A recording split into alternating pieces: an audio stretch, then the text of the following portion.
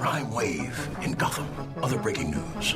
Water wet. Coming up, more problems for a troubled earthquake. Yep, We're having an earthquake. Breaking into homes and tickling people. Fans quickly trashed his pantsless look on social media. Also, in other news, The whistles go woo! He was murdered and then set on fire while celebrating his birthday. He's on the lean and the mouth. I said, oh, Lord Jesus, it's a fire. He thought the car was a spaceship and that the driver was an alien. He lost his life savings, $2,600, and all he has to show for it is this stuffed banana with dreadlocks. All right, it's time for another news here on the Bernstein and Goff Show. You can check us out on the live video stream at watch670thescore.com. Brought to you by American Needle. New Blackhawks caps and shirts for the 2017-18 campaign are available now. All right, Dan. start us off. A man shot himself in the penis after robbing two people at a business Tuesday morning in the West Pullman neighborhood on the far south side. Just after 6 a.m., the 19-year-old robbed two people at gunpoint of their cell phones, wallets, and cash at a business in the 700 block of West 116th Place, according to the Chicago police. As the man was running away, he shot himself in the penis. On purpose. He was taken What's this? He was taken in serious. Must have been a marksman. He was taken in serious condition to Christ Medical Center, where he was taken into custody. Charges are pending. Tuesday morning, police said area South detectives are investigating. Don't really know how much investigation you need to do if the culprit is in the hospital with a shot penis. I think we got him. Yes. Shout out to Jordan Owen, by the way. She's one of the friends of the show, and she had the joy of covering this story. There's a lot of things that can happen when you're an idiot and a criminal at the same time.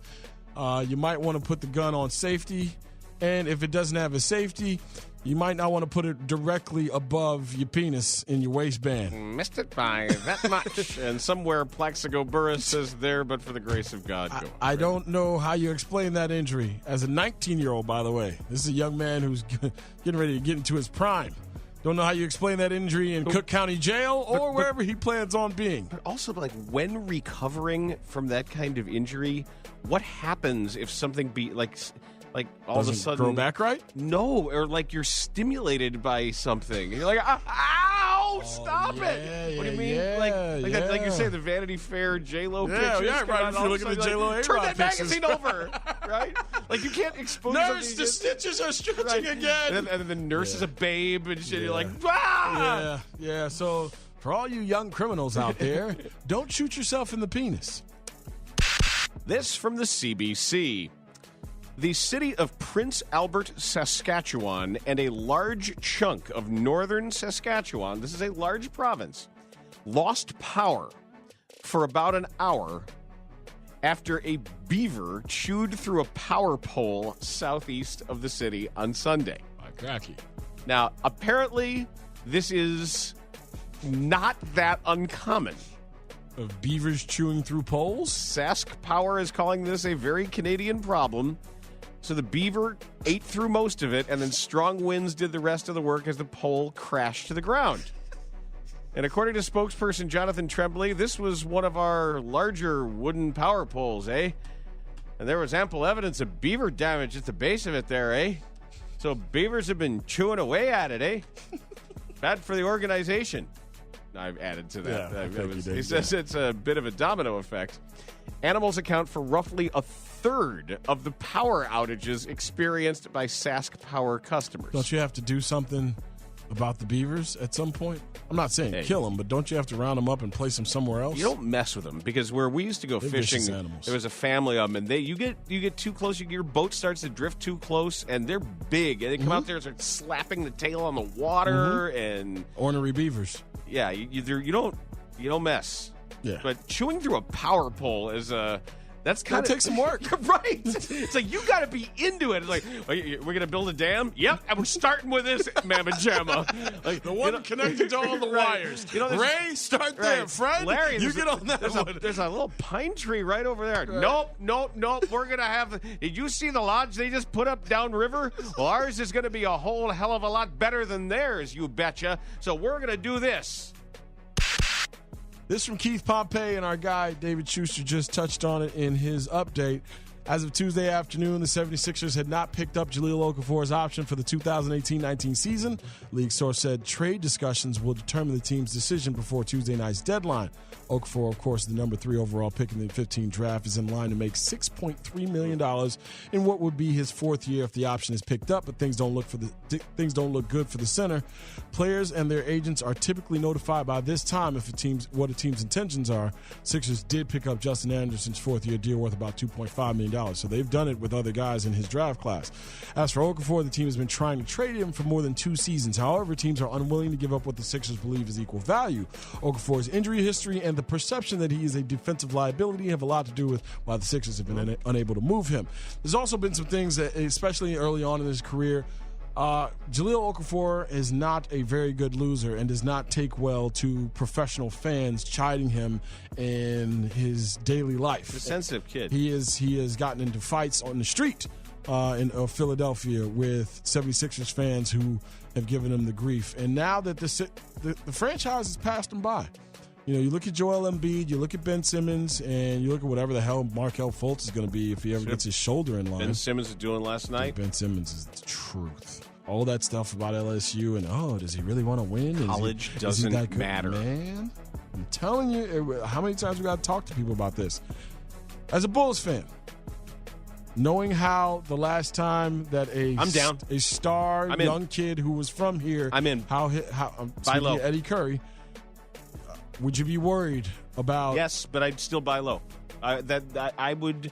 My risk profile could fit Jahlil Okafor reclamation project at this stage of the Bulls game. He's a big man, has a decent enough jump shot to go out 17 feet or so. Old-fashioned big man. Yeah, you keep that space and pace thing if you want to do that with him in the lineup. But you'd be down with Jahlil Okafor as a Bull. Yep, why not? What's my downside? I'm with you. I understand. It's a team bereft of talent right now. Mm-hmm. You're not worried about him clogging up any space for a big man to come in this year's draft? I'll buy low. I really don't think there's a whole lot of downside risk there. I believe his dad is still in the city as well. Uh-huh. Okay. All right. Just asking. All right. I'm sorry to hear this, but on the biggest candy-eating holiday of the year, the U.S. Food and Drug Administration is issuing a warning. Warning. This from CBS News. Don't overdo it on the black licorice. Well, they don't have to worry about me doing it at all. See, I am a long-time fan of whether it's the black chuckle, whether it is Good and Plenty, whether it is black Twizzlers, and you name it. You're down with the community candy. I like anise-flavored candies, and I like... You like ass-flavored candies? No, anise. And not anus-flavored candies either. Anise... I love, after a big, rich meal, I love a little snifter of Sambuca or Anisette or Absinthe or Pernod. For me, it's as a digestif. Mm-hmm. I love it. Like when we were in Paris, every night, we'd have these Fernet Branca? Oh, Fernet Branca is a different story now. Yeah. Fernet Branca is awesome. Yeah. But I drank too much of it in Argentina. It's an Amaro. That's not okay. That's, I thought it was a digestif. Okay. It is a digestif, but that's a larger category. Okay, technically that's one of the Amari. I drank a lot of it. Fernet Branca is an acquired taste. Put me over the top. It is every night I was at. I'm glad you like Fernet Branca. Mm-hmm. No, that's the cool stuff. Yeah. So here's the deal with black licorice. The old-fashioned treat can be particularly risky for adults over 40. The FDA says eating 2 ounces, just 2 ounces a day for at least 2 weeks, could land people in this age group in the hospital with an irregular heart rhythm or some kind of arrhythmia. The FDA explained in a warning published on its website this week that black licorice contains a compound called glycyrrhizin, the sweetening compound derived from licorice root. I actually have had pure licorice root before. Anybody who's been to Old Williamsburg in Virginia and stopped at the apothecary store could buy. It's a stick. It's literally just a stick, but you chew on it and you get nothing but pure licorice flavor. Okay. And it starts to shred at the end. It was actually used in colonial times as a toothbrush. Yeah, right. Yeah. So that sweetening compound can cause potassium levels in the body to fall. When this happens, some people can experience abnormal heart rhythms as well as high blood pressure, swelling, lethargy, and even congestive heart failure. The agency received a report last year of a person who had health problems after eating black licorice. The good news is the potassium levels are usually restored once people stop eating the candy, and the associated health issues aren't permanent. So the FDA is saying no matter what your age, don't eat large amounts of black licorice in one sitting. And if you have been eating a lot of it and you experience an irregular heart rhythm or muscle weakness, stop eating the candy immediately and contact your doctor. And it can interact with certain medications, herbs, and dietary supplements. So talk to your doctor about it. So there is your warning. I don't want to take the fun out of Halloween, but if you are a black licorice fan like I am, be careful if you're over 40. And that is in other news. You want to jump in, 312-644-6767 is the phone number, 67011. If you want to jump in the tech zone. Yeah, Halloween is happening right now. I know a lot of parents are out there trying to figure out, all right, what route are you going to take? Maybe you live in an apartment complex and you guys all meet in the common area or the party room, whatever the case may be. Can kids still walk around like they used to? Our neighborhood where is you live, obviously teeming with kids. Yeah, it will be all night. Like you don't even bother closing the door. It's just going to be one after the other, after the other, after the other, and it's we love it. And I'll be at the door as soon as I get home. I know in certain neighborhoods, parents are worried about their safety of their kids, and then you got these old kids who run around. And do kids still snatch bags? The kids still run around and scare kids out of bags or whatever? We didn't see kids run around shaving selling cream, people with eggs and all those other spraying things. Shaving cream on people. I remember they used to shut down Carbondale because of Halloween.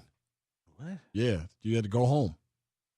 You had to go home. Like martial law? Dude, got silly. Then they declared Marshall Brodeen. Setting, flipping cars, all that kind of stuff. It's as if the Canucks won. Seriously? On Halloween, they're flipping cars over just because? I don't know if it's still the same, but I remember the warnings about Halloween and not being around Carbondale when that holiday happened, because and you got the mask of night. You're probably wearing a mask. I mean, it's one of those holidays where I always put out the community, the PSA for St. Patrick's Day, where it's like, hey, fellas, stay inside. There will be a lot of drunk people outside with things happening, and you don't want to get caught up in any crowd. But tonight might be one of those nights too where you got enough people running around in masks, liquored up enough. I saw pub crawls this weekend down here where it was like people were in full costume going from bar to bar. There was one on Hubbard. There was a pub crawl on Hubbard with all those bars right there, and we were getting some brunch or whatever. Men dressed like women and women dressed like sluts. Man,